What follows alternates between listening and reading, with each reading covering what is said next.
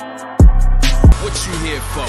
Strictly business. Yeah. You want a job or get rich? I'm bossed up. I'm bossed up. I'm bossed up. I'm bossed up. I'm bossed up. I'm bossed up. I'm bossed up. Got boss in my IV. Just check my ID, and that's why I be the HNIC. People despise me. My services ain't free. Ain't trying to hear your story, homie. Cop me, no please. In high school, corner, quarterback. Nowadays, corner, quarter sack. Keep that on the low, rappers turning into rats. Fly snitching on they self, DEA ransack. What's good? What's poppin'? It's your boy, OG Mel, the Bay Area bully himself. Moolage is in the building. We're back on a Football Friday, and it's gonna get ignorant today. Oh, it's gonna get real ignorant today. Very ignorant today.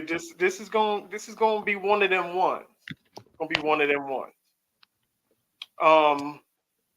How's your week before we get going? How was your week? It was pretty solid. Like I said last week, I had some pretty solid news. So I had a tryout with the Bay Area Panthers. Trial went pretty solid. Definitely got some things I need to work on, sharpen up. But overall, happy with the results. Should be hopefully expecting a call or email in the next few weeks. So we'll see about that from there. Yes, sir. See, you sparked a little fire in me, so you know my at least get back to playing weight is in full effect. Let's go. You know what I'm saying? So we're gonna see what happens. Let's go. There's a what is this, an 8-on-8 contact league out here. You know, I can do 8 Oh yeah. Yeah. No, we can get that. We can get that for sure. Okay. Let's unpack this Super Bowl. Let's unpack. I'm definitely ready to unpack this. Yeah, absolutely. Let's start off. Okay. Everybody knows. I pay attention to speak because I really enjoy Emmanuel Acho and how his outlook on the game is, because it kind of mirrors mine. So I like listening to people that mirror me. As far as the other ones on the show, they're a little off base, a little goofy sometimes. Well, sometimes, yeah, for me, it varies, but you know, it's okay. So a lot of the talk was, we'll talk about Brandon Ayuk's comments, Deebo Samuel's comments about only getting 3 catches in the Super Bowl and being upset about it. Now, yes, you should be upset, but I don't think that where you're aiming your anger is in the right place. I was gonna say the same thing, but like you said, we'll get to that. Do you know how many targets Deebo Samuel's had? I think they 5 or 6. I want to say 7 at the most. No. Was it over 10? Yes. Oh, not Deebo over 10. Deebo had 11 targets. Whoa, hold on, wait a minute. Are we serious? Yeah, see, this is why I tell y'all I know Ayuk had like 6. Ayuk had 6. Okay, for sure. Whoa, okay. I didn't even think about that. See, this is why when you do your homework, you gotta. That's true. This is the problem here. And then I'm gonna break it down a little further. Christian McCaffrey had 8 catches on 8 targets. Mm-hmm. Jawan Jennings had 4 catches on 5 targets. Yep. Kyle Juszczyk, 2 catches on 2 targets. Ray McLeod, Chris O'Connell, 1 catch apiece on 1 target. George Kittle, 2 catches on 3 targets. Yep. Ayuk, 3 catches on 6 targets. Deebo, 3 catches on 11 targets. So what I'm gonna tell you this was the game plan. And we talked about this before the game even started. If I'm Kyle Shanahan, I'm not trying to attack the strength of the Kansas City Chiefs, which is that secondary. Okay? You got 2 all-pro cornerbacks right there. I'm not going to play around with them because, as we can see, you got strapped up. I didn't want to be the one to say it because, you know, as a DB, people be thinking, oh, you're a DB, you're automatically going to be hating. But this is a receiver, know what I'm saying? My boy is multifaceted. Okay, first of all, he's multifaceted. Yeah. He plays everything. Okay, so let's just get that out the way. But this is a receiver. And hey, boys out there got strapped up, man. Like Got strapped up. I was watching the game. I was watching it. You got strapped. I don't know if you didn't take it serious or you just felt. And this is for both Debo and Ayuk. Maybe Debo wasn't 100% healthy. Whatever. But it's the Super Bowl. You got to get out there. You got to go. Like, what do you expect? Like, you can't get mad that he started looking for other options to get the ball to because y'all couldn't get open.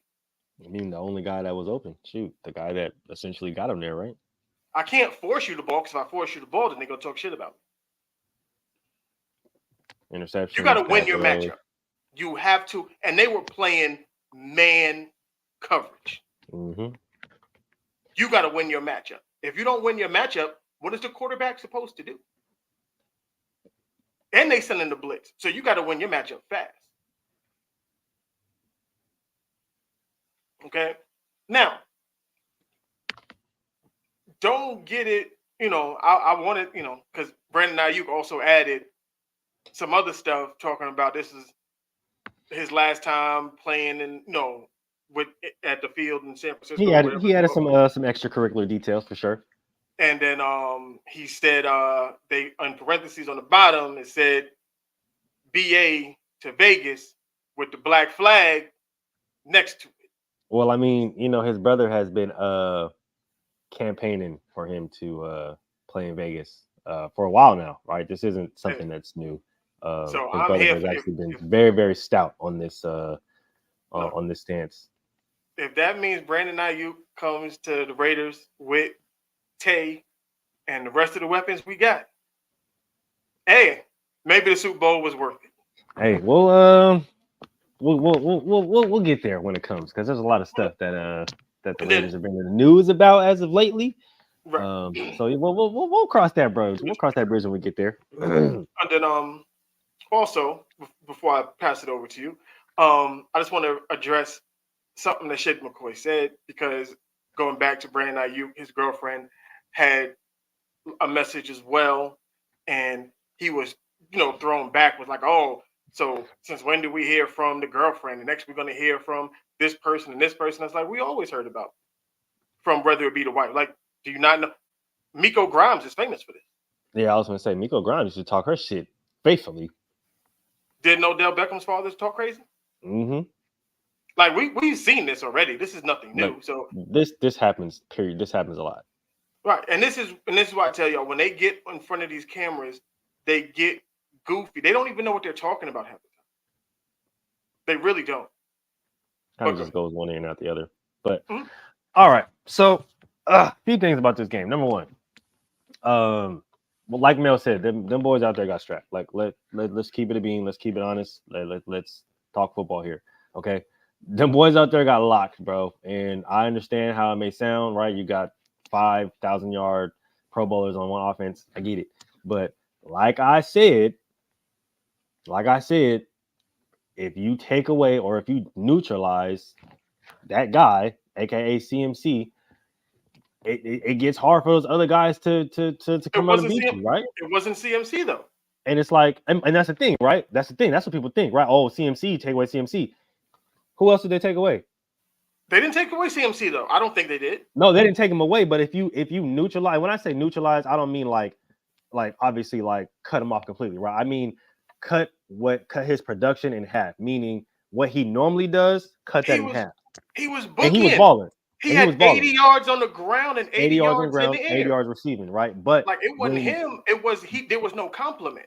Oh yeah, no, for sure. And that's my point, right? If you take away the guy or neutralize the guy, right, or basically slow the guy that they're gonna feed the ball to, aka CMC, right? If you can hold him under 100 yards, right? We're not gonna do that. I don't know about that, man. I can't. Are we gonna? And I'm gonna get to Brock in a second. I'm gonna get to Brock in a second for sure. I'm gonna get to Brock. But this is the thing, right? If you can slow, and I'm not saying neutralize CMC because we already know like how the game, how he had the game, how the game went for him. But as far as slowing the guy down to cut his production, whether that be his rushing ability or his ball catching ability in half, to the point where he's not beating you for 200 plus yards, then I can kind of see that as a win, to the point where now, as a quarterback or as a coordinator, now I have to try to get all these other guys involved, and I can't, because their X's are better than my O's, right? Except that O. Like, I got a really big O, but all my X's ain't big as all their other X's. You know what I'm saying? CMC did what he did. He had 160 yards. 160 yards total. Like, Debo and Ayuk were supposed. He probably runs for $150 if they could throw the fucking football. Yeah, no, most definitely, and that's my point, right? That's ultimately my point. If CMC runs for $150, if he's gashing the defense for 9, 7, 10 yards a goddamn carry, and I can easily complement that with my receivers, oh, I'm good. But if I have to sit up here and completely focus on my star guy, because my other guys is out here getting locked down, they can't move. You feel me? So I have to keep giving it to this guy, because at the end of the day, he's the only one who's producing, right? So if they know that, if they're going that, hey, that's the only nigga they can go to. If we slow him down even just a little bit, we know we're not gonna slow him down a lot, but if we slow him down even just a little bit, we know those other guys can't beat us. We know that. We're not even worried about that. So that was my whole point going into the game, was if you can even slow CMC down just a little bit, make Brock think for a second, right? That damn, CMC's gone. Damn, he might be a little winded. Damn, this about CMC, that about CMC, to the point where now I have to start going towards these other guys, right? And I'm holding the ball longer, and we see what happens. Mm-hmm. You know what I'm saying? So that was my main thing, was that if y'all can slow down that guy, because we know how dangerous he is, and he still made it hard for them to even slow him down, then y'all probably can win this game. And there was a point in time where I looked at how CMC was playing, bro, and I'm like, yeah, no, the Chiefs are gonna lose this game. They're gonna lose this fucking game because by the way he's playing. Yeah, Money Mike. I don't think he was trying. They didn't even throw the ball a lot. Like, the game plan, to me, the game plan was solid. The problem was the game plan was solid. The execution was ass. Your 2 all-pro wide receivers didn't show the fuck up. Your tight end didn't show up. And like, I'm sorry. One of those all-pro corners we have to mention is a rookie. Right. You could not. There was no space. That's a in problem. The passing game. That's a problem. And I'm not gonna lie to you. Like, as far as Debo goes, that's a problem, bro. That's a problem. If we want to chalk it up or argue the fact that he was probably hurt, I can understand that point. Brandon Ayuk was open twice on plays where they sent 7 dudes and Brock could not get the ball to him. Yeah, that's it. He had, and honestly, the O line did not do a good job. The O line sold out. The O line sold. They did not do a good job. I'm not okay. There's blame to go around to everybody. Almost definitely. The receivers and the tight end, the passing game sucked. Hey, I don't know what Kyle was doing with that. Yeah, you can show where wide receivers were open, and I can also show you where receivers were getting jammed up and couldn't get off the line of scrimmage. I can show you where they were dropping passes. Debo dropped 2 passes over the middle. Sure did. Like, we can do that. We can play that game. And honestly, I did think that Brandon Ayuk was relatively open, right? Because his route running game is top tier, right? But when you have the rush and when you have the blitz that Steve Spagnuolo was drawing up. What about the third quarter? It's hard. And the third quarter, honestly, was probably the turning point in the game, because that's when Steve really started to ramp up the blitz, and it really started to ramp up especially during that, I think during that the third one where he brought Trent McDuffie on the nickel blitz in the third quarter. Like, that is a game-changing type of defensive calling. And you've seen it right after the second half started. Like, something kind of clicked with that defense, and Steve started to draw up some crazy packages, crazy blitz packages, crazy front and twist game packages. Like, hold on, let me answer this real quick. Do you know how you beat a blitz?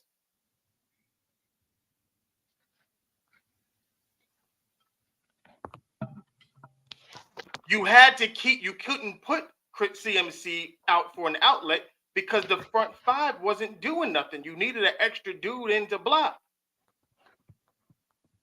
They were coming off, and when they're coming off the edges, your running back can't leak out.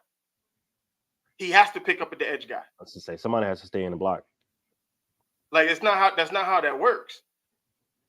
Like the old line was it was bad. It was bad.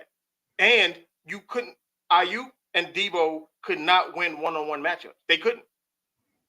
They were locked up. Like McDuffie was running basically Debo's routes for him half the time. And the crazy thing about it, they was playing over the top. They weren't in 21 personnel. Like the problem was the corners could play underneath because the safeties had over top. Well, I mean, that's the same. It's the same. It's literally the same recipe that the Eagles did. And I told everybody that year, and it wasn't hate, bro. This is the thing. Like, I understand that I can be biased, and I understand that I can hate the Niners, and I understand that my takes can sometimes come off as hate. But when you look at football and you look at the specific matchups of even of that year and even this year, I've been saying it, and this is, trust me when I tell you guys, please don't take this the wrong way, please. I'm not trying to say this to knock his ability. Ayuk and Deebo Samuel, they're not deep threat receivers, bro. They're not. They're short to intermediate route receivers, guys, and that's not a knock on them. That's not a problem. But when you want to run the plays and have the personnel that you want to have and want to run, you need speedy guys. You need guys that can take the top off the defense. And those guys just aren't it. People do not fear them like a Tyreek Hill, even like a Justin Jefferson or a Jamar Chase. They don't fear them like that. So they know they can have everything in front of them, and all my safeties have to do is sit up there and watch everything. The Chiefs played in the 12-yard box. They played the 12-yard box, and they dared you to go over the top. Just like the Eagles, every time. Just like the Ravens did. And what happened when they tried to? The safeties, then the linebackers literally just dropped into that zone and started. That's why Brock Purdy threw 4 picks. They think it was because, Brock Purdy's not good. No, it's because they baited Joe ass into doing that. They told you, hey, yeah, take this shot if you want to, because the safety's going to pick you off every time. And then we're going to have a linebacker drop to the intermediate routes, and he's going to pick you off every time. That's how that worked. Like, the execution on the offense, and then I'm going to talk about, because James Jones said something that was completely retarded. Yeah, they've been on a little roll all week. Right. Because he said, Kyle Shanahan, didn't call proper plays and outside of the trick play. And I'm like, he said a trick play isn't a real play. I said, well, pretty much 70, if you're not running a straight handoff or a straight pass, everything else is a trick play. It basically is, especially with the offense now, with all the gadgets and the motions and this and that. Everything's a trick play. If you run a simple fake dive, you're faking the run to pass the ball. That's a trick play. That's considered a trick play. Play action is considered a trick play. Right. If you're running a zone read, that's a trick play. If you're running an RPO, that's a trick play. Especially RPOs. Like, you play football. Like, I hate when football players sound dumb on television. Like, don't do that. Don't do that. We have a speedy nigga that didn't play all year. Who? They don't trust him. Oh, if you're talking about Tank from Michigan, Bell. They don't trust him. Because we had a speedy nigga that started to play towards the end of the year, and that was the main reason why. Trey Tucker. Gray is hurt. He's hurt. It ain't even that they don't. He hurt. He always hurt. And the reason why McLeod doesn't get deep routes like he's supposed to is because he's too small and he doesn't run the routes that he needs to. He doesn't know how to make his speed work for him in the routes. Right. It's one thing beats his corner, he doesn't know how to stack and maintain that placement in order. He's not a polished deep threat wide receiver yet. Exactly. He's more of a returner. So and Danny Gray stays hurt. Like he stays hurt.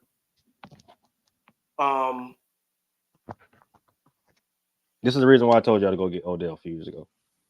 Right. Well, a few years ago, yeah. Then let's stay on the blame on who gets it, who doesn't, stuff like that. He pulled a hamstring in the beginning of the season.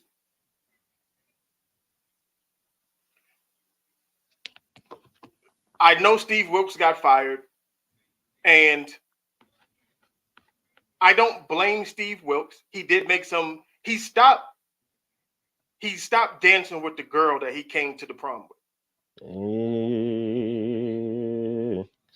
Like when in the first. I'm not talking about Odell now. I'm talking about Odell back when 4 years ago. He was 4 years ago, prior to him tearing his ACL again in the Super Bowl. I think if y'all get Odell at that time, during that year, the tear that he was on, y'all not only win a ring, but he's a really, really great addition for y'all. I think that's the down the field threat that y'all need, because he's just a really great receiver. DJ Micah B in the building. He stopped. The ends got undisciplined. He started blitzing too much. Like, the dude was like, you had it for 3 quarters. You had Mahomes where you wanted him. And I said it let him beat you. He couldn't do it when he was dropping back. If he couldn't get outside the pocket, he could not complete a pass. Everybody knows Mahomes is literally best outside the pocket. If you keep him inside the pocket, his accuracy, his completion numbers, everything goes down. It dips. It dips dramatically. He's not the same quarterback when he's just standing in the pocket. That's what the Bucks. The Bucks told everybody first, get him out of the pocket, you win the game. Like, and I told you, I said it. Special teams was gonna play a big part of this game.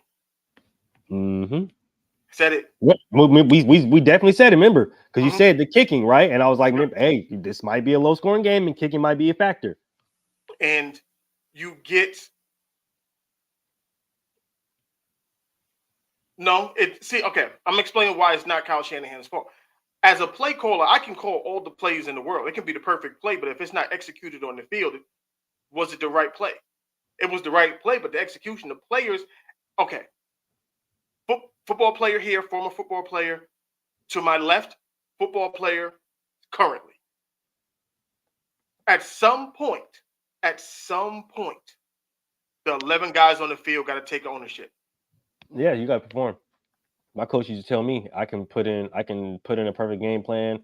We can know whatever the other team is doing, but at the end of the day, if y'all don't go out there and execute everything that I'm doing, everything I'm saying is don't really mean shit.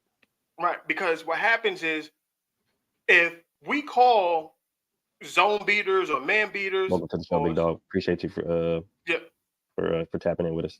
Yeah, but the guys on the field have got to do it. It doesn't matter. I can call the perfect play. I could know exactly what's about to happen. Ayuk got to execute. Debo got to execute. The old line, the tight end, CMC, Purdy. Everybody's got to work in concert.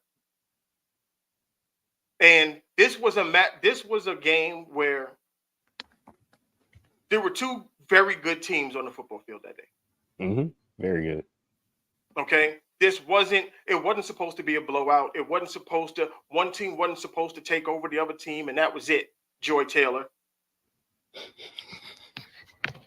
Okay. These were 2 very good football teams. And there are ups and downs in a football game. Like, yes, they had a 10-point lead. But if you guys, this is where when y'all are not truthful in what you say, when you speak into these microphones, when you're in front of this camera, if you're not truthful in what you're saying, this is how it bites you in the ass. Because y'all say, I don't say this, y'all say this, that Patrick Mahomes is Michael Jordan. That's what I've been hearing. So when you say, how can you know, how the Chiefs, you can't say it was Mahomes and Reed just doing what Mahomes and Reed do. Well, that's what Michael Jordan and Phil Jackson did. Like, if you're going to stamp him as Michael Jordan, then you can't even blame the other team for losing. Because by your admissions, you're going up against the GOAT. So what is the conversation here? This is why you gotta be real in your conversations and real in your talk. Because I'm gonna take it a whole nother place. How good of a win is this for Patrick Mahomes? Depending on where they want to rank it, because we already know they're gonna try to. Because think about it. Y'all call Brock Purdy a third string quarterback. He's not good. He's not this. He's not that. Still relevant. So then, if you're saying that the other guy is Michael Jordan and this guy is ass, then this championship really holds no weight then, because he didn't play against nobody. There was nothing. There was nothing there. Then you have to look even deeper. Okay, let's look at the 3 Super Bowls he won. Who did he beat in the Super Bowl? Brock Purdy, who y'all don't like. Let's say Brock Purdy, Jalen who Hurts, apparently is ass. Jalen Hurts, who y'all don't like. Who apparently is ass because he had one bad year. And Jimmy Garoppolo, who we know is ass. So now, what's the conversation? If you didn't play against any of the elite quarterbacks in the Super Bowl, you didn't play against the best of the best, and how good is it? And let's take your performances. In all 3 Super Bowls that you won, it took overtime to do it. Except one. Well, no, it took overtime to do at least overtime. Shit. Yeah. Because the only one that didn't go to overtime was the one you lost to to Tampa Bay. To the Bucks, yep. So, and you were down in all of the games that you won. So you didn't really have a dominant performance in any of the Super Bowl. I would put him or the team coming back more on the coaching than anything, because he was having a bad game. So how good are you? And this is, I think, that this was the difference, I think, that people are kind of missing, right, when they talk about, is it Patrick Mahomes? Like, it's just like we had on PVT did last week. See, Mike, I know that.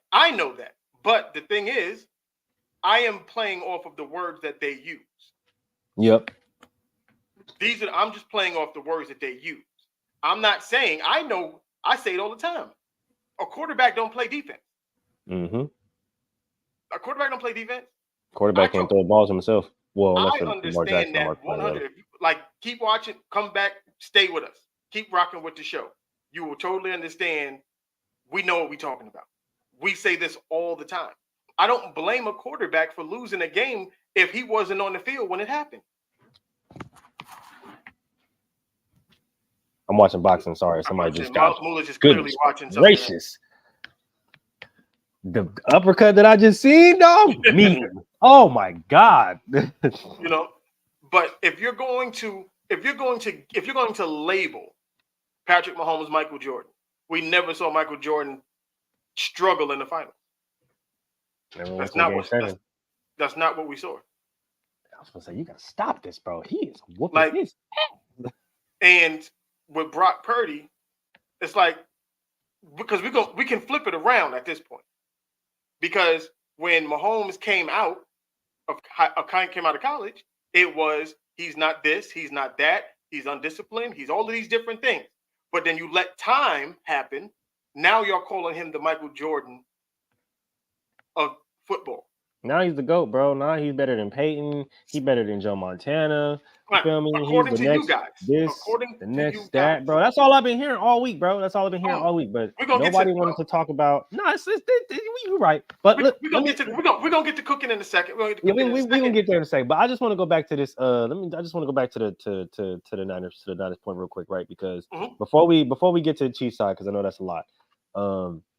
I know that Steve Wilks, was the quote unquote scapegoat, right? That everybody's trying to say. But honestly, let's just be honest. That match wasn't really a fit from the jump, right? And this is the reason why I think it didn't work. I'm not saying that Steve Wilks is a bad coach and he didn't deserve the job. That's not what I'm saying. What I'm saying is Robert Saleh and D'Amico Ryan, those two guys are different guys than Steve Wilks. Steve Wilks is an older kind of OG kind of guy. He's going to give you the pep talks. He's going to put in a great defensive plan, and he's going to go out there and expect you to execute it, right? And if you don't execute it, probably just going to find somebody else that can that's going to get you in that spot and execute it, right? How long D'Amico was Ryan Steve Wilks with the 49ers?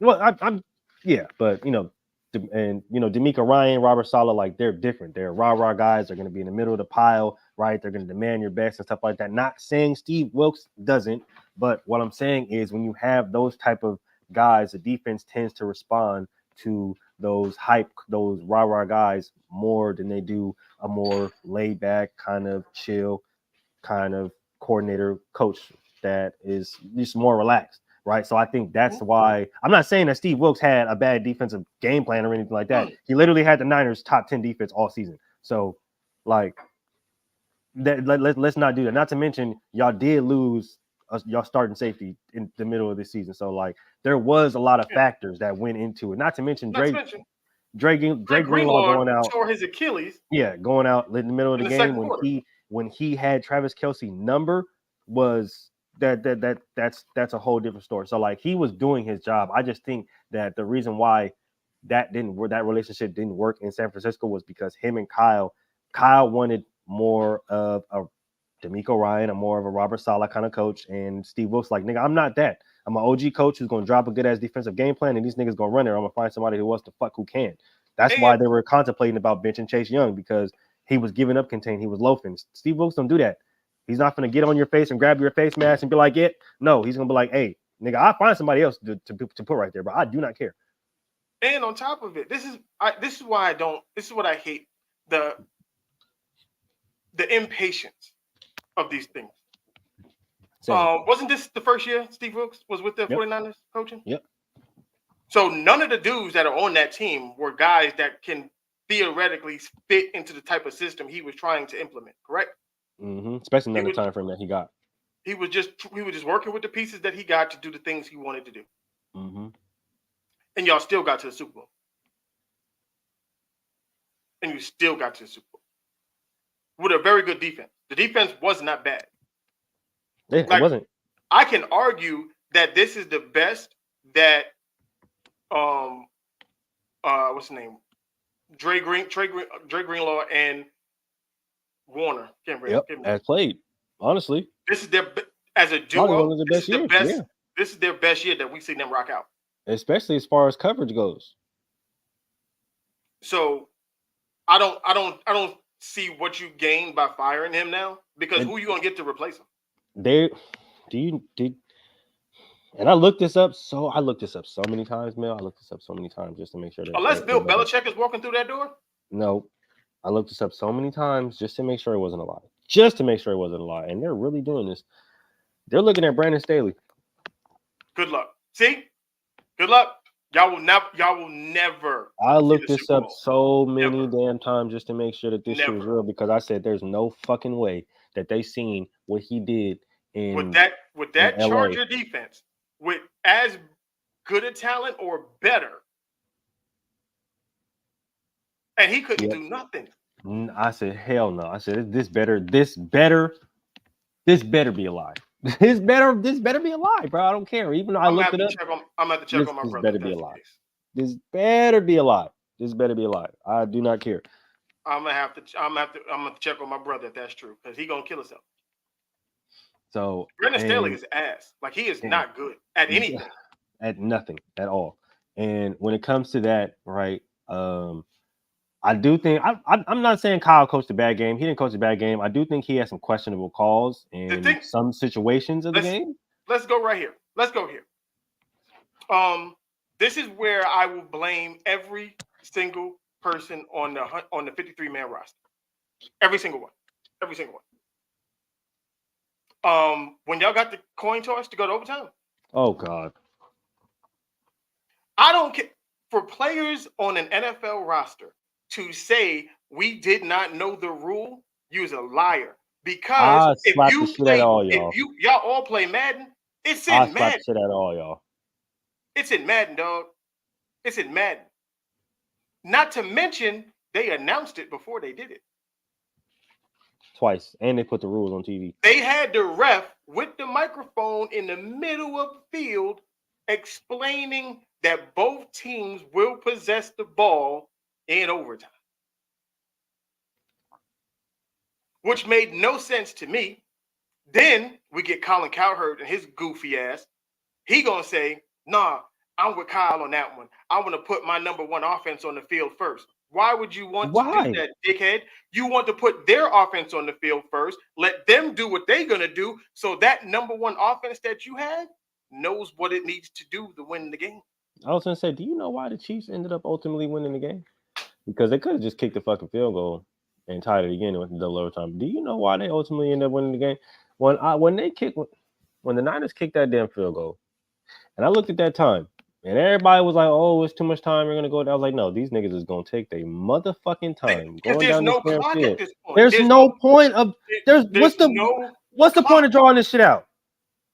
What is the point of drawing this shit out? I know that you niggas just went down there and fucking kick the field goal. That's your score. All right, bet. Now all I got to do is go down and waste time and score. Oh, okay, for sure. That's exactly what the fuck I'm doing. And exactly what the fuck he did. And this is where I will get on Kyle Shanahan's ass. Is because when it was 3rd and 5 from the 6-yard line, you literally look at Christian McCaffrey. You call timeout. Everybody get in here. Just so y'all know, we got 2 plays to get 5 yards. Just so you know. I'll look at Trent Williams. We running behind you. Kittle, you going on that side. Huge check. We're going to follow behind you. I don't care if they know what we're doing. The point of this is to win the game. We got 2 plays. We're not even looking at the kicker. And if we don't get it, I'm forcing them to go 75 yards to kick a game-winning field goal from the 2-yard line. Like, this is simple math, dog. This is simple math. It really is, and it's simple coaching. It's simple, it's simple football. That's the only thing that I will fault Kyle for is some questionable calls in some questionable moments. Because with a team like that, and we said it last week with the Lions and the Niners, with teams like that, you have to capitalize. You have to score, bro. You got to be aggressive, and you got to play to win. You don't play to lose. You got to play to win. Especially in overtime, in overtime, I'm not even looking at it. If you do anything with your feet outside of run, I'm not looking at you. I'm not looking at you. I'm not looking at my punter. I'm not looking at my fucking field goal kicker. Y'all might as well go in the locker room. Because the game's over. Because the game's over, y'all. Yeah, get off the field. Like, the game is done. I'm not kicking. The only way is if we both had the ball and neither one of us scored, and then I had to kick a field goal to win the game. But outside of that first possession, I'm not punting. I'm not kicking a field goal. Nothing. And this is the time, right? This is the time where you got to look your offense in the face, right? And you got to tell those guys, "Hey, nut up." Okay, that's it. Like this is the time where nigga, this is do or die, bro. This is Super Bowl. How about y'all want to win? We got 4 plays. Every time we get the ball, we got 4 plays. We get a first down, we got 4 more plays. Like what Tim Tebow said during halftime, you got 1 half to the rest of your life. You got 4 plays to the rest of your goddamn life. We got an overtime period, bro. Like, no, we're not kicking, we're not punting. No, there's none of that transpiring, bro. No, I'm looking, and if the thing about it is, I'm looking the coach in the face, right? Just like the Saints did, where everybody tried to call for Dennis Allen's job. I'm looking the coach in the face, like, Coach, we're not kicking this. Nope. We're gonna go for this motherfucker. We got CMC, nigga. We got Debo. We got Ayuk. We got Kittle. We got everybody in this motherfucker we need, bro. Run the fucking ball, nigga. Pop pass, do play action. I don't give a fuck. But shit, run the goddamn ball first. Shit, I don't know. But nigga, we're not kicking this ball. There's no field goal or punting going to transpire at all. Promise you. 0. We're not having it. And and it's just like, you mean tell me nobody on that sideline was like, nah, we should kick the ball. Not one person. Not one person. You mean to tell me nobody looked at Kyle? Nobody looked at Kyle. Nobody looked at Fred when he came back to the sideline. It was like, nigga, did you just why'd you do that? did you just receive, bro? Why would you do that? Why would did you just receive, bro? Well, I'm not even gonna lie to you, bro. Like, did you just receive the? And they keep showing like clips and stuff like that of even Patrick Mahomes, like his face changing. Like, Nick, did this nigga just? Yeah. Because now you gave you. I don't want to say you gave the Chiefs the game, but you gave the Chiefs the game. Because now you kick a field goal in their mind, the worst they could do is tie it up. Yeah, that's the worst they can do. They're like, oh, all we gotta do is go down and possibly tie it up if you want.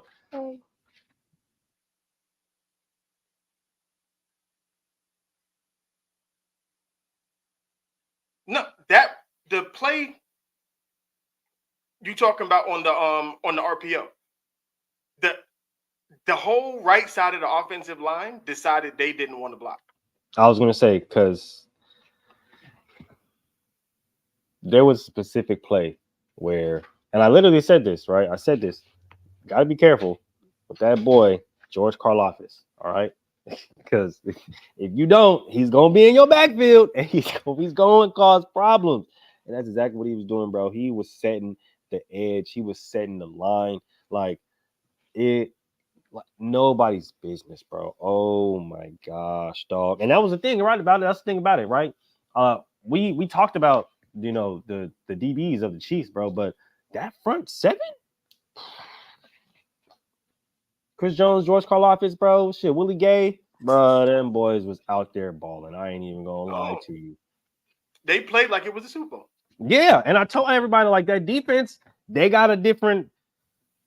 They got a different mentality. I'm not that offense might be catting off, but that defense, they got a different mentality, dog. And I said this, and people were getting on, and I said the Chiefs are not. I didn't even said. I said that is a Super Bowl winning defense. Yep. I said this 3, 4, 5 weeks ago.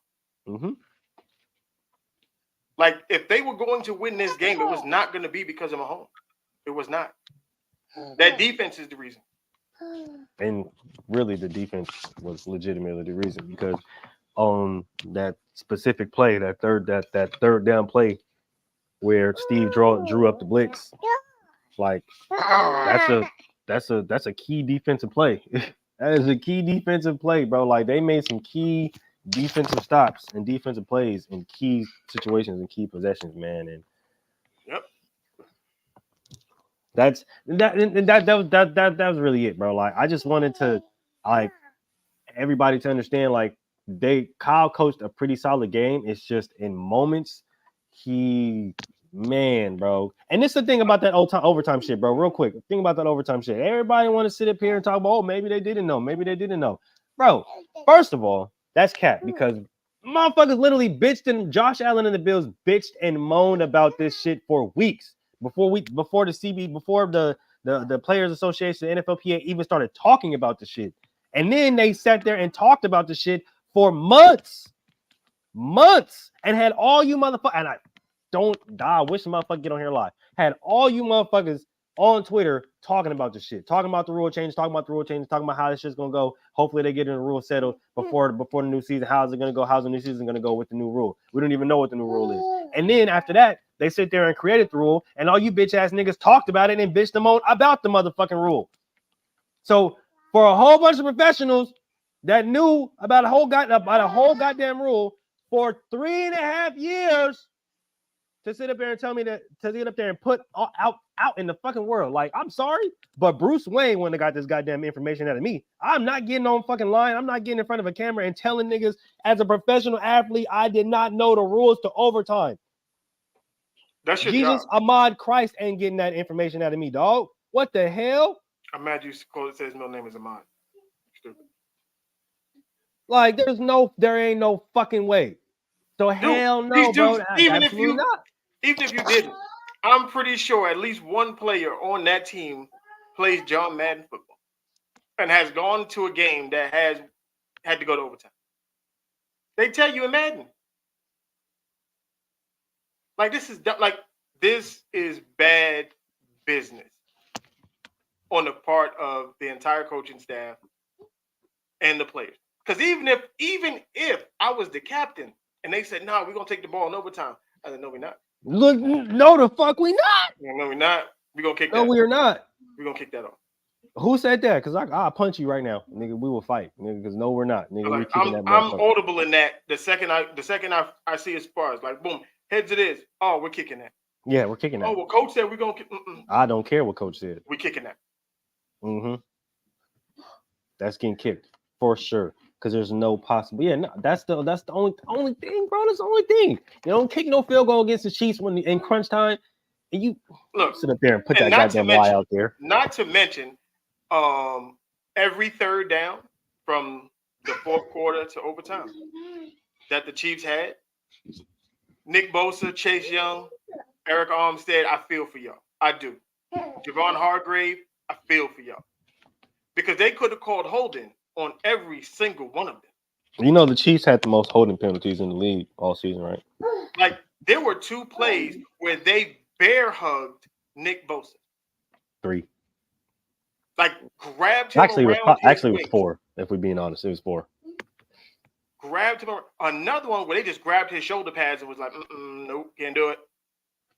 Chase Young, same thing. Javon Hargrave, same thing. Like, this is crazy how the refs do not call holding penalties in very, very key moments against the Kansas City Chiefs. I don't understand why the refs don't call Super Bowls or call holdings in the Super Bowls. Because if you look at it, right? If you look at it, in the past 4 to 5 Super Bowls, bro, like the holding penalties, there's only been maybe 20 total. And that's out of all the games. And you mean to tell me that I be watching film, bro. Them niggas be out there holding. Look, I'm not making excuses. I'm just making observations. The Chiefs probably should not have been in position to do anything based on the amount of penalties that they should have had. I mean, shit, I literally said it. I'm talking about the Niners. I'm like, nigga, the Niners going to cut out all these goddamn penalties if they want to make this game goddamn competitive. But then I'm like, shit, nigga, wait, the Chiefs need to, nigga, what the fuck? Hold on, nigga, y'all starting to get penalties. And then the penalties just stopped. I was like, hold on, wait, what's going on? What's going on? Because that's a hold. That's a PI. False start, offsides, hold. And it's crazy because I just went and looked at it. They both had 6 penalties for 50 yards. No, my bad. No, the 49ers had 6 penalties for 40 yards. And the Chiefs had 6 for 55. Just for the people like me that would be like, oh, well, they had the same amount of penalties, but the Chiefs had more yardage against them. Yeah, but they should have had more. Oh, a lot more. They should have had at least 12 penalties in that game. Probably 13 because that last based off of second me to last watching, play. Oh. Last play, legal man downfield. Yep, the all 22. Yeah, that should tell you a lot. The NFL probably gonna get rid of that soon. Oh no, most definitely. Oh, most definitely. Because you watch the all 22 and then you like, well, that's crazy. How did they not see that? You know, but you know, Mahomes and the Chiefs got their little funky championship. Andy Reid and the Chiefs. Okay, let's transition to Andy Reid now. Let's transition to Andy Reid because I've heard a lot of talk that Andy Reid is the greatest head coach of all time. I don't know about all that, but he's really good. Is Andy Reid, in your opinion, a top 5 quarterback? I mean, head coach all time. All time? No, I give him top 10 though. Okay, so we're in the same boat. Okay, we're in the same boat because I don't believe he's top 5. Yeah, no, I don't think he's top 5 either. I give him top 10 though. Because I don't believe he's a better, and the argument again goes to, oh well, we've seen he's better than Bill Belichick because Bill Belichick hasn't won anything since losing Tom Brady. He and I'm like, beat Bill Belichick in the Super Bowl, right? And then the argument was, well, that Andy Reid was winning games with Alex Smith and Donovan McNabb and Michael Vick and Patrick Mahomes, and I was just like, you do realize that the only other quarterback that Bill Belichick coached, quarterbacks, was Bailey Zappi and Mac Jones and a hurt Cam Newton. Like, what are you supposed to do with that? Like, literally before that, it was Tom Brady, and before that, it was Drew Bledsoe. And Drew Bledsoe got hurt. And mind you, they were 12-4 with him. Crazy. So, look, Bill Belichick did what he did. He's got his 6 championships. Okay? Andy Reid did what he did. He got his 3. No disrespect. But I don't think that is the determining factor on if you are a great head coach of all time, because Don Shula only has 1, and he is not a better head coach than Don Shula. Absolutely not. Like, we're not going to have that conversation. He's not a better head coach than Bill Parcells to me. No. Yeah, no. As soon as you asked me that question, Bill Parcells' name was the first name to come up, and I'm like, yeah, no, he's not better than Bill, so I can't even. Right, like, so that's 3. Then you got Bill Walsh. Okay. Oh, easily. Like, you got Jimmy Johnson. We can run the list down of dudes. Mike Tomlin. I don't believe he's a better head coach than Mike Tomlin. I don't see how you can be a better head coach than somebody who constantly has one of the worst quarterbacks / rosters in the league and is constantly in the playoffs. Like, there's levels to this, and this is not. Andy Reid is a great offensive mind, but he's not better than a lot of these guys. Top 10, of course, 100%. Yes, absolutely, definitely give him the top 10 now. But top 5, top 5 or the best of all time? No, you're joking. Yeah, no, that's laughable. That's asinine. Okay? It's laughable. But he did coach a very good game, because Patrick Mahomes and Taylor Swifties, they don't win unless Andy Reid coaches that game, right? Because a lot of people will sit up here and be like, oh, well, Patrick Mahomes did this and Patrick Mahomes did that and Patrick Mahomes. Bro, y'all realize that if you go look at it, just go watch the film. Just go watch the film if you don't believe me. If you literally go look at it, the second half play call literally resembled the second half play call in the Eagles. And what happened that year? No. That's why I say me and Mullins, we're not in the same place, but we're on the same page at all times. I'm just saying, dog. I was screaming because you said watch film. No, I'm just saying. The play that won them the game in the overtime was the exact same play that they scored 2 touchdowns on last year. How did nobody on the entire defense not see that coming? That's crazy. Yo, you have a good one, Mike. We'll holler at you. Better come back through next week. All right, big bro. I'm gonna see you soon. I'm calling. I saw it when it was happening. I saw it. I'm like, bro, like, he's just running a Z route back to the outside. That's all he's doing. It's literally the same thing. That's what happened. It's literally the same thing that they did. Same formation. They didn't try and change nothing. They didn't change not a damn thing, bro. They didn't change not a damn. Bro, the only thing that they changed is that it wasn't Sky Moore or Kadarius Toney running it. It was Mecole Hardman. Yep. Mecole Hardman and Marquez Valdes-Scantling, who everybody thought was going to be irrelevant in this game. How irrelevant was he then, huh? Crazy, huh? Mind you, this is a team with the most drops in the league, people. Right. Most drops in the league, guys. Andy Reid found a way to combat that. No, and I told everybody it wasn't the wide receivers. I kept trying to explain this to people. It's like, you know how hard it is. And I said this after the Detroit game. I said it's hard for wide receivers, especially when you haven't been playing with Patrick Mahomes, for you to run your route and your quarterback is rolling back the other way trying to throw you a pass. You have to get used to that. So the young kids, they had to get used to he's not going to be where I think he's going to be.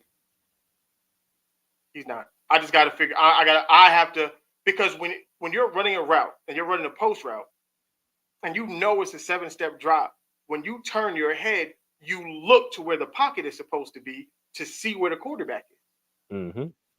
If you do that and you look down, but he's not there, and his ass is rolling out to his right, which is your left, now you have to turn your whole body back this way.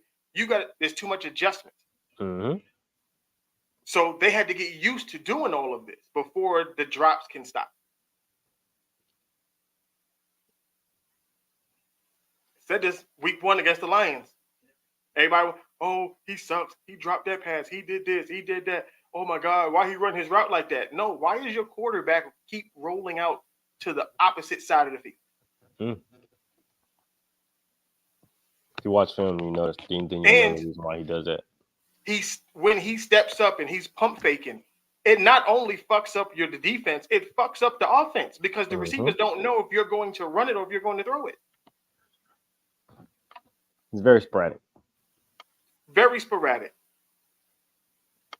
But it works for Tyreek Hill. It works for Travis Kelce. It works for even McCall Hartman to an extent, right? Because he was part of that offense early, but he wasn't part of that offense. He was part of the Eric Bieniemy offense. And right? That's why he didn't start playing until fucking 2 weeks ago. Oh my God. Look at that, right?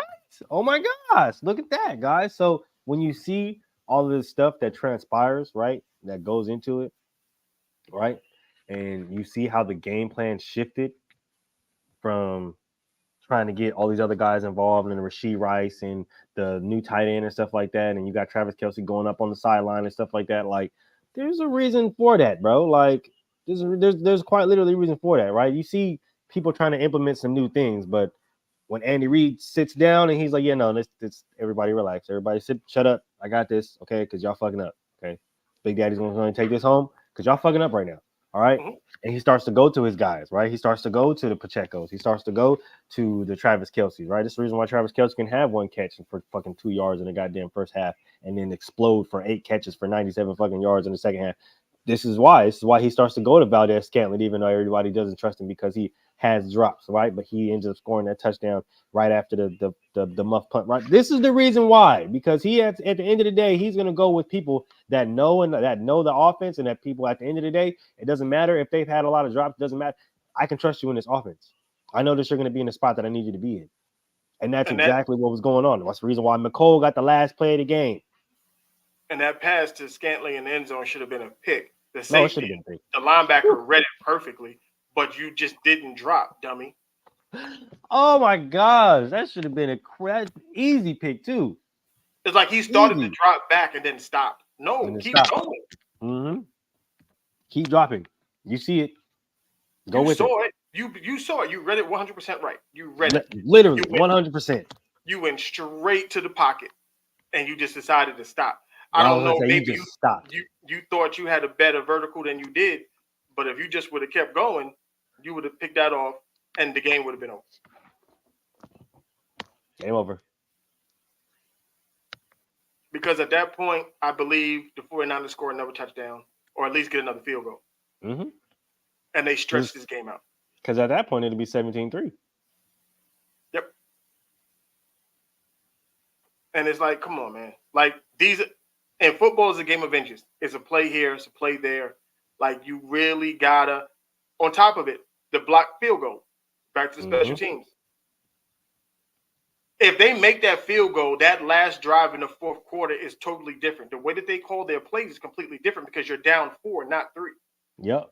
You have to score a touchdown at that point. Have to score a touchdown now. You can't sit up there and be like, damn, we could just settle for a field goal and go in overtime. Like, no. Yeah, because they took their time getting downfield because in their head was, worst case scenario, we can kick this field goal and go into OT. So they was kind of like, they took their time. But when you only got 1 minute and 16 seconds and you got to score a touchdown, every minute on that clock, you need it. Mm-hmm. Every second, I mean. Like, you need it. Need it. So the things change. The play calling changes. The pressure on Mahomes to make the right throw, to make the right read. Everything is on them. Because they forget, like, they had the ball at what, the 6-yard line? Mm-hmm. And they couldn't get the ball in the end zone. Like, they had it was 4th down with like 3 seconds left, and they needed 6 yards to get into the end zone on 4th down. If they're up 4 instead of 3, they have to run another play. Yep. Like every little things mean a lot in these games. That's why I was like, when I said it, I was like, special teams it's gonna be a big part. It is. It's gonna play a lot. It's gonna play a lot of. It's gonna play a huge part, man. And a lot of people don't understand how important special teams is, and y'all start to see it more and more with these goddamn games, bro. And like, there's a reason why Kansas City has had one of the best special team units in the league for a while, right? It's because their coach takes it that seriously, right? Mm-hmm. And you've seen it, right? The example sets itself, right? When you have guys that, you know, in a big environment, that they're not necessarily paying attention to their surroundings, and you don't hear the Peter call, you don't hear the dead call, you don't hear the kill call, whatever the case may be, and that motherfucking ball, because everybody wanted to try to blame Ray McLeod for touching the ball. The only thing I would knock him for is don't try to be a hero and scoop it. Fall on the fucking ball. Lift playing us down. But everybody's trying to knock him for that. He was actually a smart heads up play by him because he's seen he saw it kick off his foot. Exactly. Like, not the regular human eye ain't seen that. There's a lot of players on the field who missed that in general. So the fact that he's seen it and was like, yeah, damn, I got to try to get on that. Just fall on the ball, bro. Fall on the ball, big dog. Yeah, that's it. Just fall on it. Fight another day. Right. Or it would have been basically like a fair catch, because if you fall on it right then and there, if you fair caught it right there, it's the same thing. It's just a dead ball. Well, y'all get the ball right there. Now we can go. Now we can go draw some more clock, score, whatever the case may be. But you got to understand. People got to understand how all facets of the game are that important to winning the game. Yeah, and it's just, you know, there's a lot of different things. Like I said, it was just two really good teams, and a break was going to happen for somebody. Yeah, okay? Of course. And the goal is to limit it and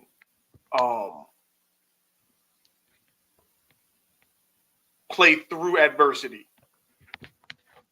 You know what I mean?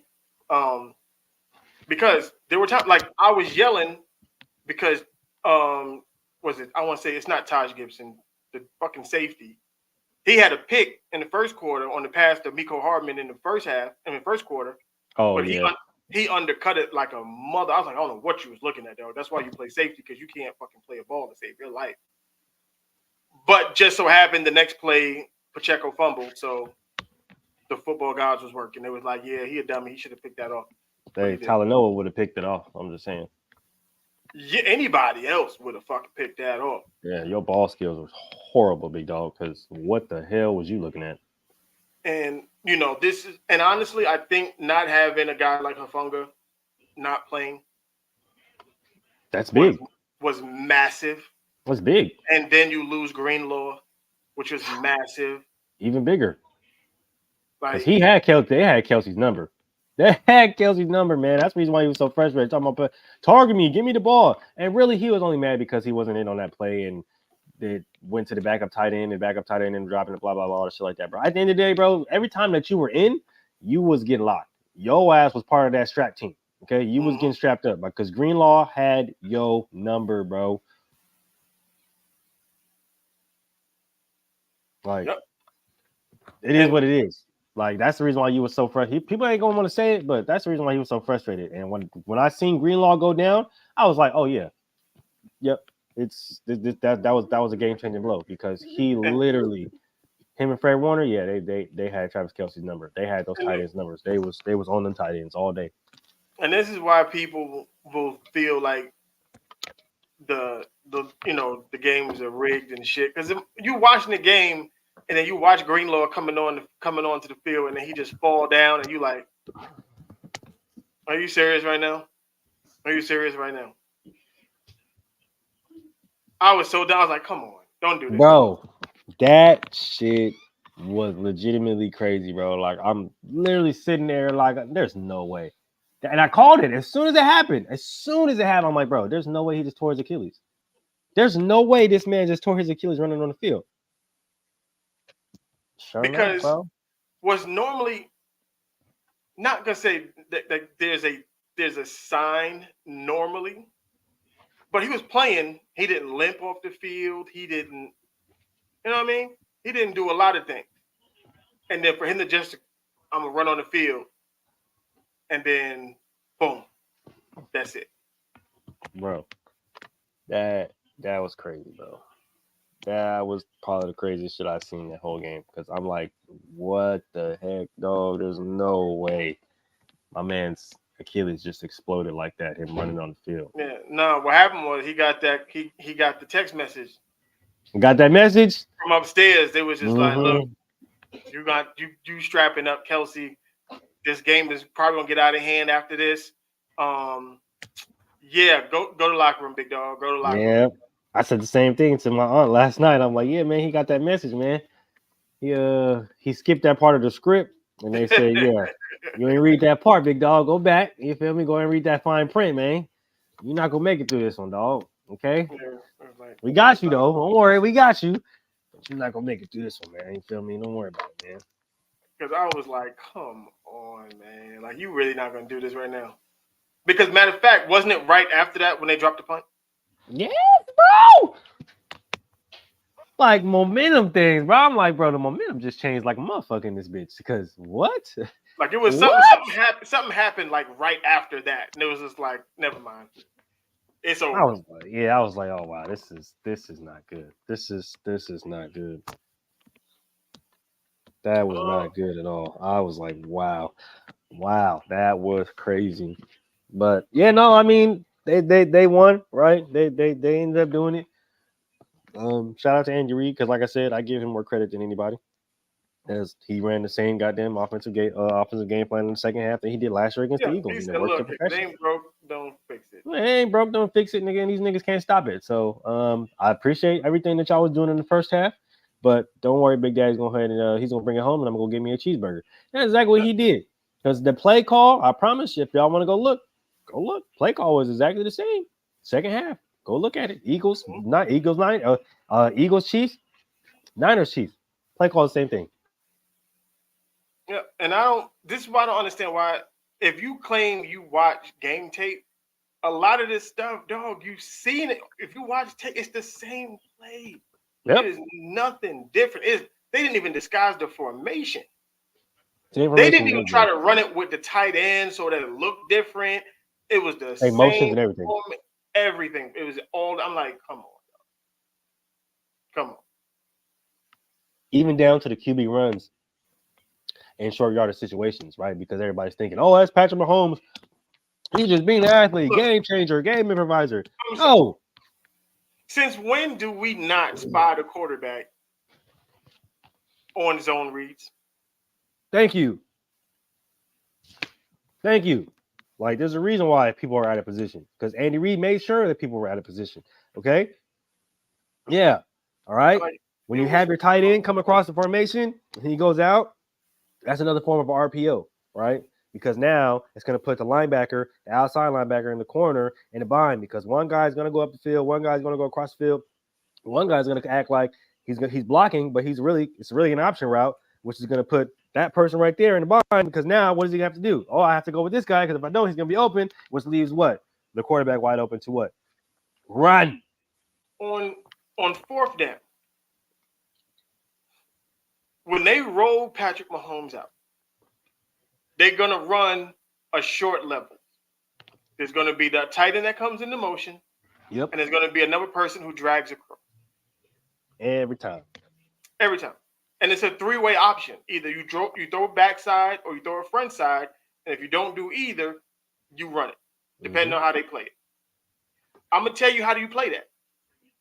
Knock his goofy ass out. So say hit him. Because once you start coming downhill on him, he has to throw it over you to get it to the backside guy. And it's a really bad angle to try and throw it to the flat guy. He has to make a perfect throw. And in that situation, when you have a defensive back, when you have a D-line, when you have a linebacker screaming at you, literally full speed, to have him make a split decision like that and have it be accurate. And he's running either lateral or vertically. So he has to line his body up to do it. Got to set them feet, set them hips, make sure you deliver a good ball. Make it as difficult as possible. Should be a pick. Yeah. Hit his ass. Hit him every single time. I have not seen Patrick Mahomes get hit yet. I mean, And when I mean get hit, I'm saying hit. We did see him get hit one time. Remember, they called a penalty. Popped that nigga when he got out. Remember last year, they popped that man when he got out that pocket. Oh, no, they did it. I forgot what game was it? Was it the Bills game? Yeah, they popped that boy when he got out that pocket and he was in bounds, and they still called that penalty. I was like, oh, I don't do that, man. Don't do that because he was in bounds, man. He was in bounds and he was a free runner, man. Don't do that. That boy was legal. Yeah, we talked about that on the show, and I was just like, yeah. That's bullshit. Don't call no fucking penalty just because your boy got hit too hard. Nah.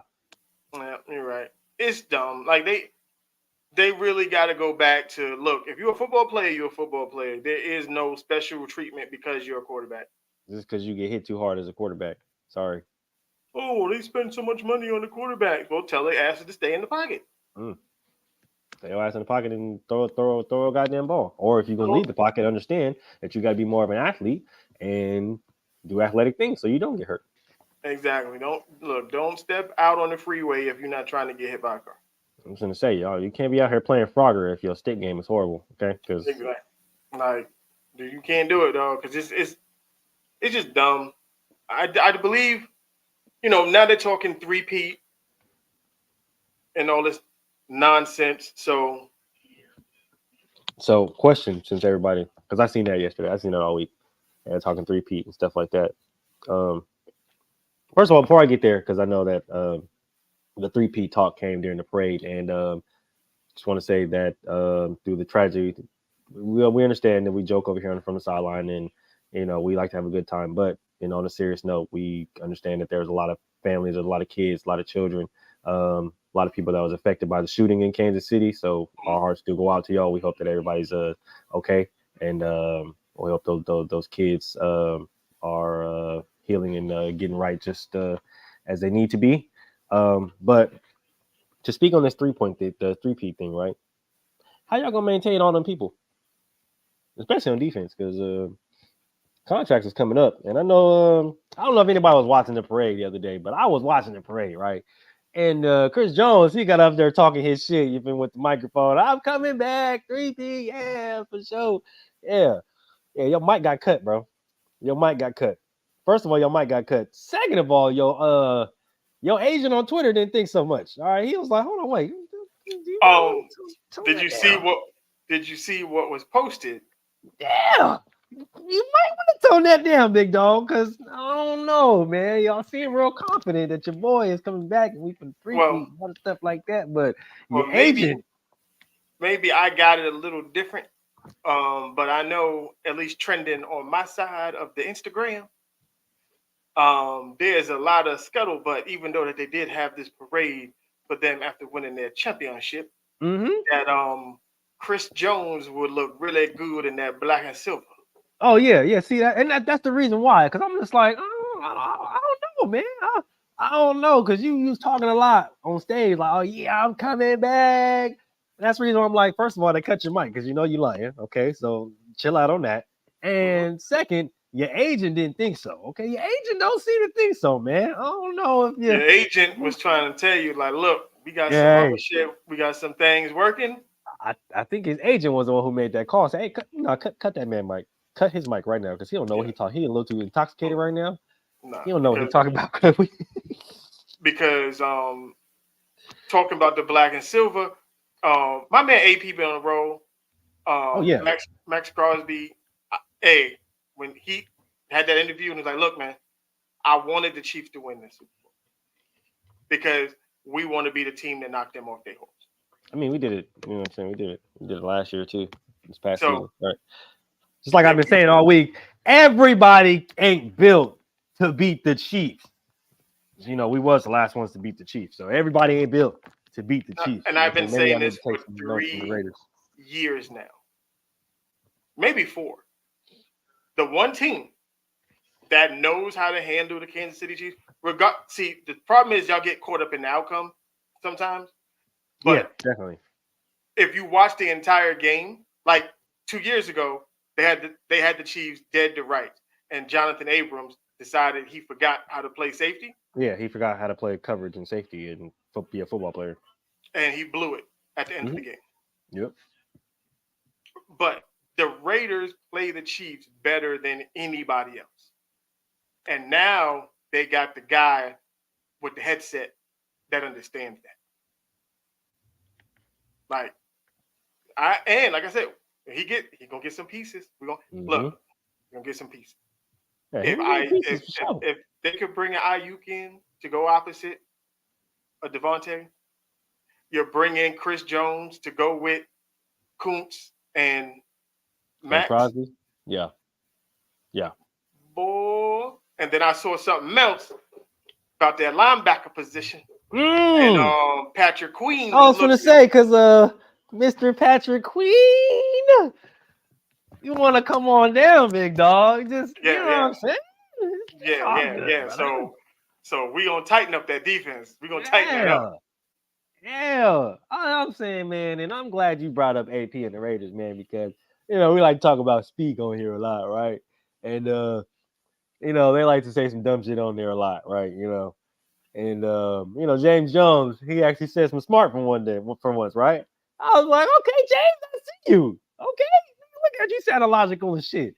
But Acho was basically saying, like, well, if I'm the Raiders, right? Like, if I'm a Raider fan, I really don't see why anybody should be happy, right? Because you got John Harbaugh in the league or in that division now. You got Sean Payton, that's coaching the Broncos. You got Andy Reid, right? And James Jones basically said, but AP's beat all them already. So like, there's really nothing to worry about, right? Like, as being a new coach, like I've already seen you guys from my first year as an interim head coach. I beat all you guys. Some of y'all I beat twice. So I'm really now you're going to give me the opportunity to come in with my plan, with my team, with my personnel, and my mentality. Yeah, no, it's good. It's up. And I don't know why he was so heavy on Sean Payton and the Broncos. Y'all know the Broncos can't beat the Raiders, bro. Like, they can beat everybody else in the league, but they can't beat the Raiders. Y'all know this. And we've been over this.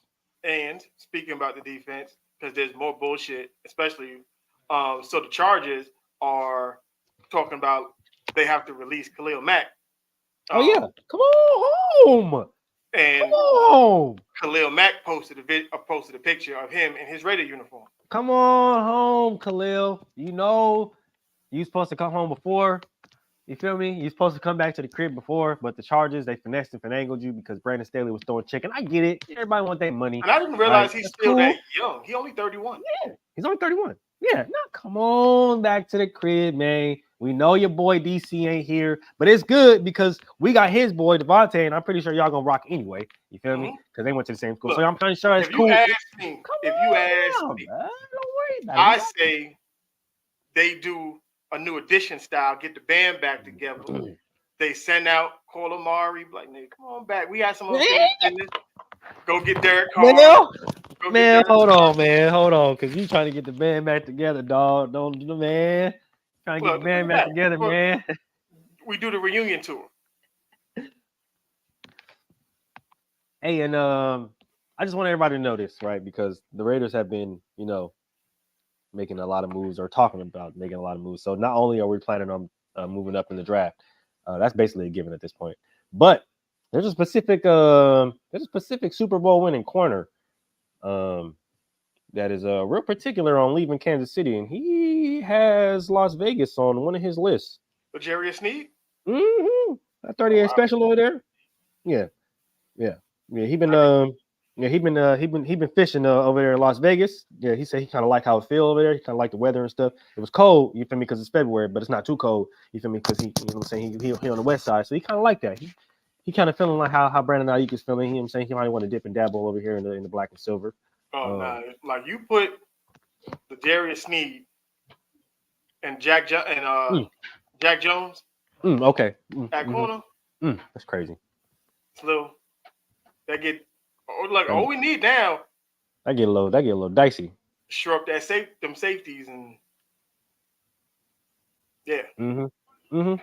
Yeah, and there's a specific Alabama safety that can be a really nice rotational piece. Not a starter piece, of course, but really nice rotational piece just to kind of get him in there, have him learn the defense. He's a good vet, right?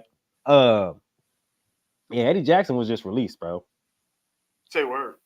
Yeah, Eddie Jackson was released yesterday. And honestly, I don't think Eddie Jackson is a bad player. I just think he didn't want to be No, in I Chicago like Eddie anymore. Jackson. I don't think he didn't want to Other be in than the fact Chicago anymore. he got my uncle name and all that. But I like Eddie Jackson. Yeah. I'm just saying. I'm just throwing things out there. He better than everybody we got playing safety right now. I'm just throwing things out there, bro. You know what I'm saying? I'm just throwing things out there. You know what I mean? You know, because they did release him. Just he's not like on the trade block or anything. They did release him. So there's that as well. So when the Raiders decide to make some moves in the secondary, specifically, front seven, just I don't want nobody to be surprised. Just know that we working over here. My goal, and then we're gonna get to draft talk here coming up next week and stuff like that. Mm-hmm. Just give our our pre-draft predictions and shit like that. If the Raiders can't get Jaden Daniels, Mr. Russell Wilson, you can bring your own wife. She can get her residency out here in Vegas.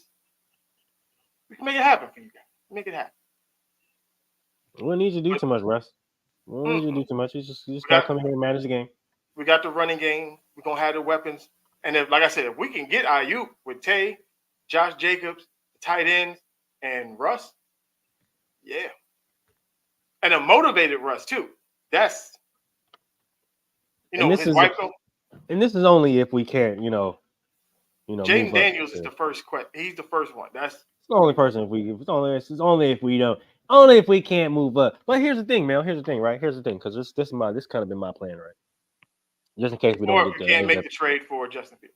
If we can't make the trade for Justin Fields, if we can't move up for Jaden Daniels, right? You know what I'm saying? I would say, right, and this is just me, right? Because I think a lot different than a lot of Raider fans, but I would say, right, yeah, definitely go ahead and go after Russ, right? Super Bowl winning quarterback, nice little vet, right? Most definitely, right? And then I'm gonna go ahead and draft Travis, Jordan Travis, right? And here's why. For everybody who wants to know, Jordan Travis is a quarterback for Florida State who got hurt, and everybody said that basically Florida State was ass without their quarterback. That's the reason why they want to be in the national championship. But that's the story for another time. Oh, I didn't know he was coming out. I thought he was. No. He should be coming out this year because DJ Uiagalelei went to Florida State from Oregon State. So that's their new starting quarterback. So Jordan Travis is coming out this year, and something tells me that he's going to have a little chip on his shoulder because not only was his team written off in the NCAA championship after going undefeated just because he got hurt, but a lot of people haven't really been talking about him, especially when he was draft. See, we're getting this is pre-draft talk. See, you see where I'm going here, though, right? You see where I'm going here, though, right? Do you take Coleman?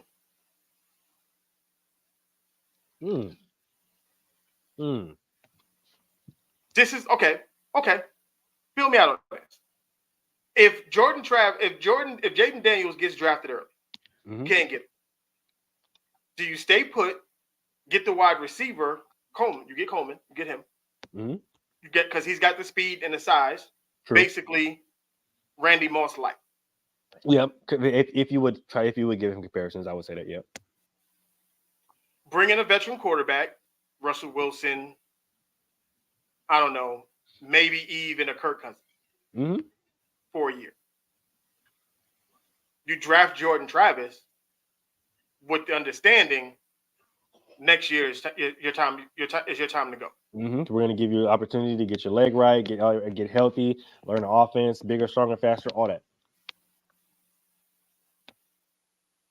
Yeah, that's kind of been my plan, right?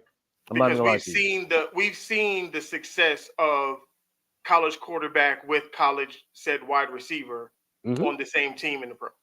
Yep. We've seen how successful it works. Like I would probably take Coleman regardless. But the only other thing is if you can't get Jaden Daniels, you go get Jordan Travis. And that's kind of the way I'm thinking, right? Because nobody's really talking about the kid right now, right? I know that he's probably going to be coming out with that super chip on his shoulder, with that super kind of that I need to win it attitude, right? Because everybody counted out his team, everybody counted him out, right? Like I said, nobody's really talking about him right now. So I feel like if the Raiders can snag him, especially him being before he got hurt, he was literally one of the best quarterbacks in the nation. Like This was above both. He was ranked above Bo Nix and Jaden Daniels. Like let's be honest, the boy's a baller. Okay, so if we don't end up getting to Jaden Daniels, I see us kind of getting him right, letting him heal up, letting him learn the offense, letting him get bigger, stronger, faster within the league, letting him learn how the league speed is, and then by that next year, right? Yeah, no, this team is yours for sure. And I think he's gonna succeed, honestly. Let's see what Mel Kiper has to say.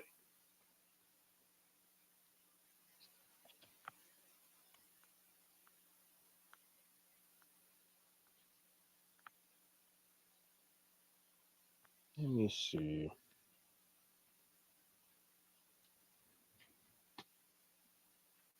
Trying to see where they got him projected.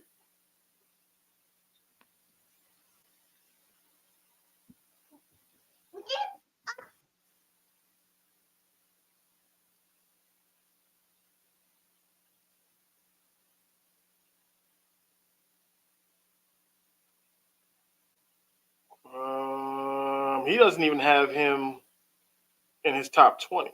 And that's my point.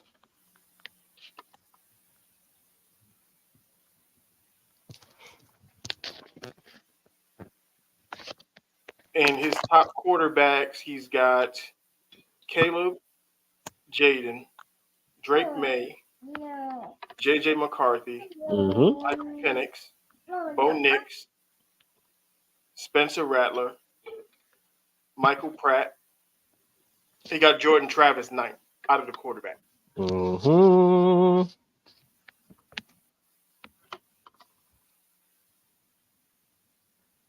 Yeah, he got him 9th. So yeah, I would, if you can't get Jaden Daniels, that's the flyer that I'll take, and then just bring a veteran. Just bringing in this nice little veteran guy, because I promise you he's going to pan out more than a lot of what people think Spencer Rattler is going to pan out, right? And I get it, right? I understand he had some really good flashes in the Senior Bowl.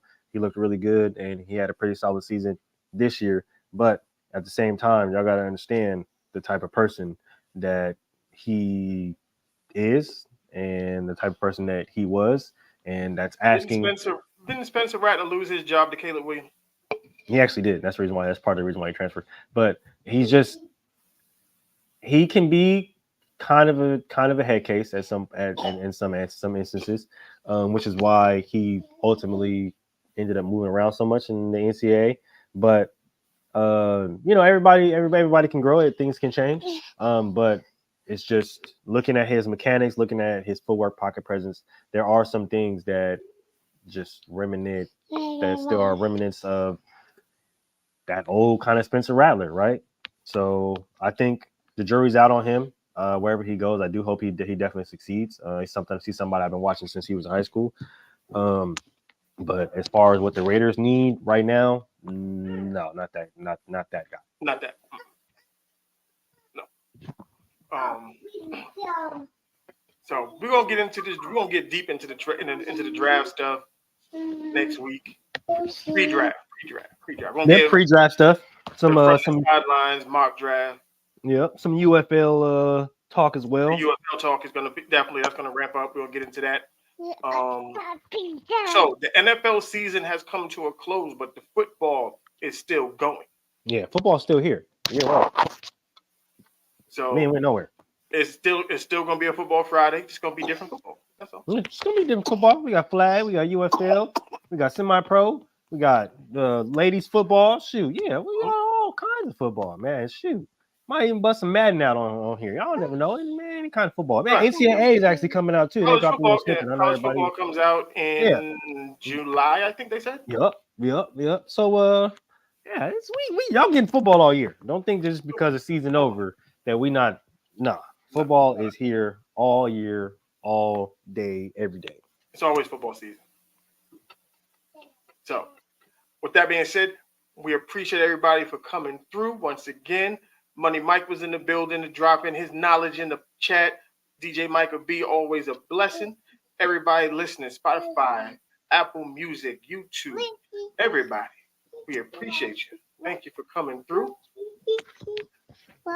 And once again, it's been a Football Friday. You already know what to do because we're about to do it right now. Yeah, come on, push a button. Push the goddamn button. Push the